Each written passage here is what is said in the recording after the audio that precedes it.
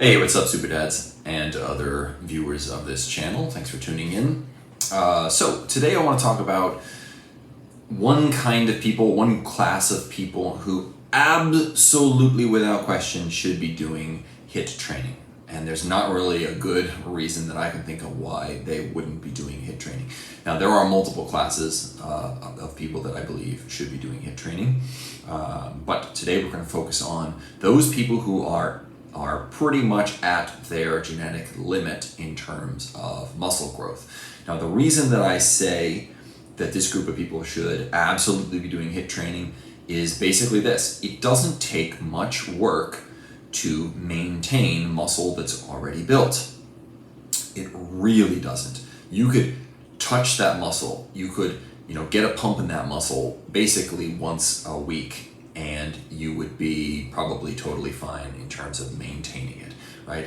Now, that doesn't mean you shouldn't hit it hard. You absolutely should. You should go out after with intensity, because we don't just want to maintain muscular size. We certainly also want to be strong. We want to be fit. We want all the benefits that exercise has to offer, and HIIT style approach definitely offers those benefits. But it does that in so much less time with so much of a reduced risk of injury, that for those two reasons, time and injury risk or safety, those reasons alone are enough to I would say make a convincing case that people who are at or very near their muscular growth potential, genetically limited muscular growth potential, should basically all be doing a HIIT style training routine.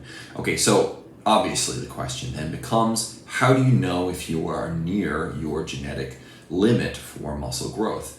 And you might be thinking, I'm going to give you some sort of heuristic to follow, some principles or maybe some observations. But guess what? There is actually quite good research, and you can find a number of relatively accurate calculators sprawled across the internet that will allow you to calculate your genetic limit for muscle growth and how close you are to reaching that limit.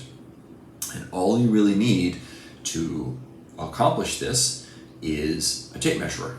You're just going to have to put in your height, your weight, your sex, your I don't even think age is on there, but you're going to be measuring things like your wrist circumference, right?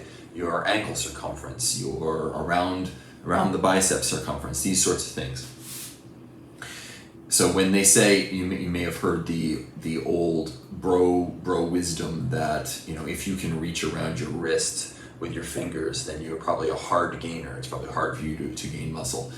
Well, there's some truth to that, right? The thinner your bones are, the less your body is willing to add muscle that it's going to have to be supported by your skeletal structure. So, for instance, myself, I can easily reach around my wrist with my fingers, and I can almost reach around my ankles with the same fingers, closer than I've ever seen anyone else. So that helps to explain why it's so hard for me to put muscle on my lower legs. So anyway, you're going to be measuring these things. You put them into a calculator, and it's going to spit out some guesstimates about your guesstimate. I hate that word. Why did I use that word? Somebody slap me. Don't really, unless you can do it through the internet, because that would be impressive enough to be worth being slapped for. It's going to spit out an estimate for your muscle building limitations as per your genetics. Okay. Now, there is one stipulation, one caveat about these sorts of calculators. The less lean you are, the less accurate they will be. So the calculator that I used, and the one I'll introduce here, says that you should be between 8% and 12% body fat. So if you don't have visible abs, you don't need a shredded six-pack, because to be honest, having 6 muscles there versus 4 versus whatever 8, right? That just comes down to physiology. But if you're lean enough to have very visible abs when not flexing, then you're probably lean enough to use one of these calculators. The more body fat you're carrying, the harder it is for the calculator to be accurate, because when you're measuring your muscular circumference around something like your thigh, it won't be able to determine how much of that is muscle and how much of that is fat, okay? So keep that in mind. All right, so here are the results that I got back from the calculator that I used, and I will link this calculator in the description of this video if you want to check it out for yourself. But you can see from here that it says that I can still gain up to about 5 kilograms, 4.8 kilograms of lean body mass, and that I could lose 0.5 in order to maintain the preferred body fat percentage that I put into the calculator. Okay, and you can see here a very convenient breakdown of how my sort of muscular development stacks up. So my neck is a bit overdeveloped, my torso is a bit underdeveloped, upper arms overdeveloped, forearms underdeveloped, thighs overdeveloped, which is interesting, and my calves are underdeveloped. So there's a bit of a pattern, right? You can see the extremities, the forearms and the calves are a bit underdeveloped. I think this is a kind of common in really tall people. It's really hard to get those because those muscles, they tend to be, they just tend to be longer and thinner the taller that you are. But it's interesting that my torso is considered underdeveloped according to this calculator. So that kind of points me in a direction that I can look. I don't know how much more I'll be able to add to my calves, considering how hard it is. But I certainly can probably add more to my chest and my upper mid back, those sorts of areas. So that's the first part of my results. All right, so here you can see the results. Second part of the results, and this is really cool. It shows you how close you are to achieving your predicted genetic limit for each of these various body parts. So you can see that by and large, I'm in the mid 90s. The only one where I'm over 100% is my thighs, which is really interesting. And then my forearms and calves are below, right around mid 80s, these sorts of things. All right. So this is interesting because, well, obviously it tells me how much room there is to grow, and I love the fact that it provides centimeters, current centimeters, and how much is the predicted maximum. So you know that, right, if I add about 2 more centimeters to my upper arm, I'll probably be at around 100%. I'll probably have maxed it out. But the other reason that this is so interesting is because it helps you to drive home the point that a muscle group is unlikely to get a whole lot better than it is. So let's take my thighs as an example here. I have spent a lot of time and a lot of energy trying to build up my legs over the last couple of years because I was always a bit self-conscious about them being skinny. And so obviously that work has paid off, right? Even though I still have a complex about it, about them being a bit skinnier than I want them to be. And I'm still going to start every workout with them, and I'm still going to hit them really hard, right? This is giving me basic, more or less objective facts, interpretation of what we have. And what I need to be able to accept is the fact that your genetics just doesn't determine how big your muscles can get. It also determines the shape of those muscles. And so in my case, my upper thighs are pretty thick, right? But my lower thigh, just above the knee and obviously below my knee, is pretty thin, pretty narrow, just based upon the structure, genetically determined structure of my muscles. And there's nothing I can do about that. And so I walk around wearing shorts and it look like I have skinny legs. But if I were in a Speedo, it would look like I had big legs. And I'm not going to walk around in a Speedo, so my only other option is to basically accept that this is the way things are and adjust my mentality, adjust my expectations accordingly. So I think that that's a very helpful thing to have, to this sort of interpretation.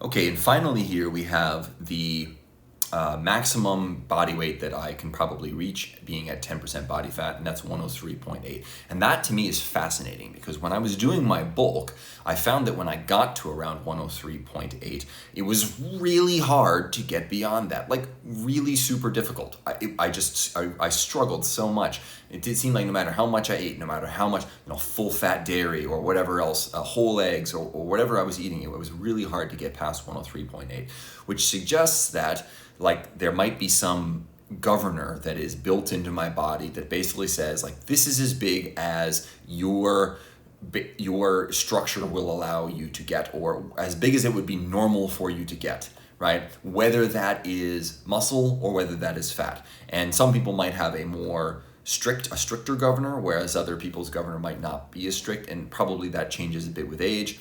But certainly if you're eating whole natural foods, it's likely, I would say, that governor is going to play a bigger role, right? If you're eating highly processed junk food all the time, they have a way of tricking your natural systems into eating more than you normally would and into gaining more weight than your body is designed to carry.